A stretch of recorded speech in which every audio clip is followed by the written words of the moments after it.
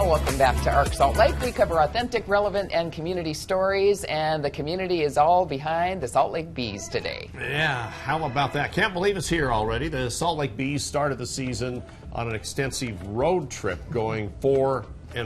Well, tonight is their home opener against the Reno Aces, and the game, of course, will be played in their brand new stadium. Oh, pristine. It's going to be so cool. The energy is hype. The Bees moved from downtown out to Daybreak at the ballpark at American First Square.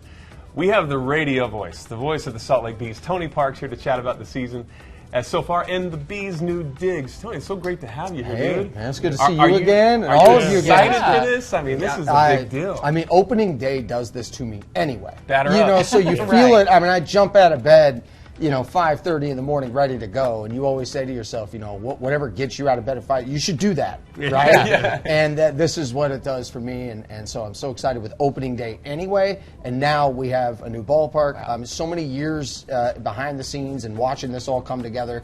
Having a front row seat to see so many people put in so much hard work. Now to have this come to fruition. I mean, it's a really special day, and you could feel it. I was just out there because I just show up early. It's, and I'm watching the sun come up and just feeling that energy. There's nobody in the seats yet, and I'm still feeling. The paint is still fresh. You can feel it. You're just ready to make a move. That's awesome. So what is the overall feeling then? Because there's so much history, nostalgia with the old stadium and now the new. So.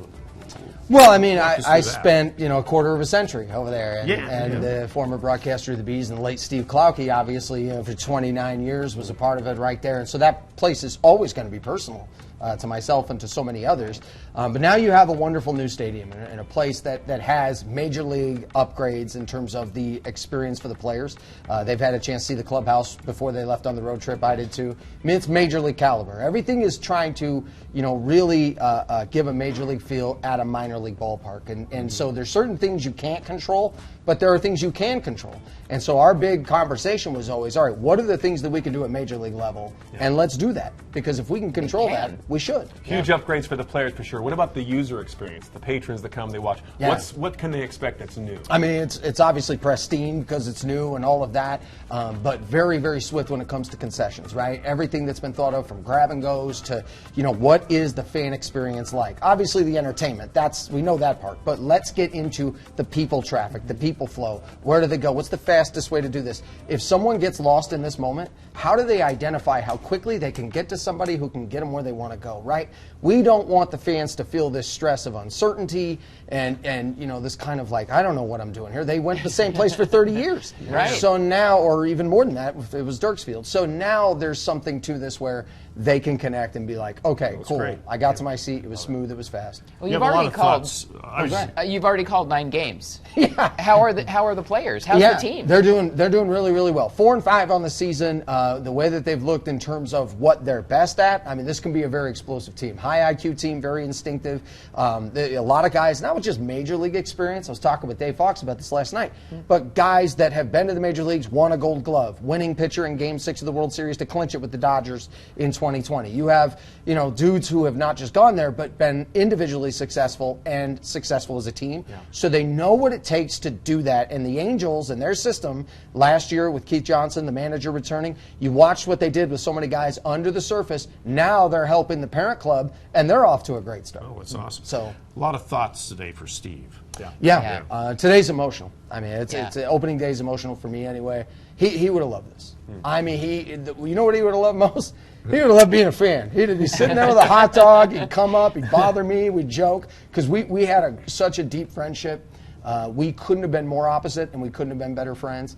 I mean, everything you could think of that I loved, he hated, and almost vice versa. Other than the Chicago Bears and complaining about the Bears, we had that in common. Yeah. But it was funny. Like, I was from here, moved to Chicago. He was from Chicago, moved to Salt Lake. Right. So we had this unique cross path, and I'd give him trouble because I'd be like, wait, you're from Chicago? Oh, no, you're from Winnetka. Oh, you're from out of this. Oh, no, I'm from the city. So we used to everything about our humor. I'm going to miss that today more than anything. Yeah. And the one thing that I used to always say to him every day, because I'd cross paths with him real quick before each game, and I'd say, hey, have a great call. And he'd go, first time for everything. And put on the headset and go to work. Of course, talking about Steve Clouty, the voice of the Bees for 30 years, retired, and you were named the new voice of the Bees, and then he was killed, hit and killed. I still can't believe it's in a real. crosswalk. And what people would not understand, he really brought clubhouse feel. Yeah.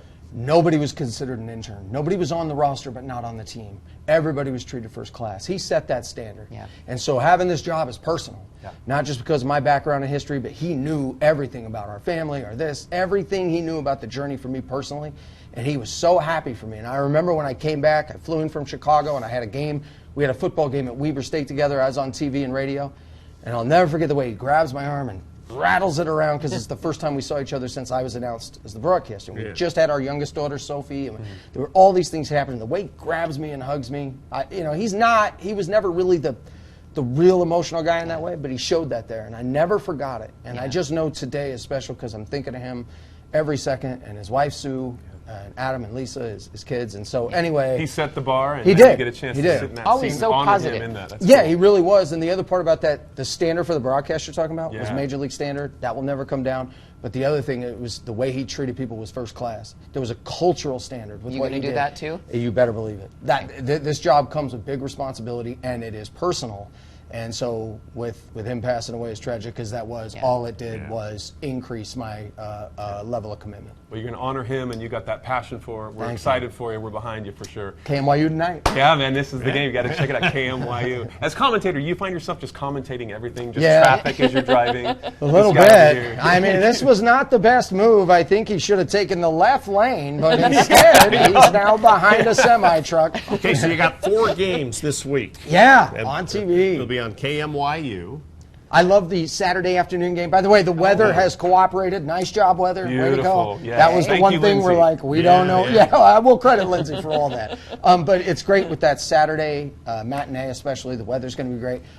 Sunday brunch, great work by Coy Pruitt, Brad Jake, way to put that whole thing together.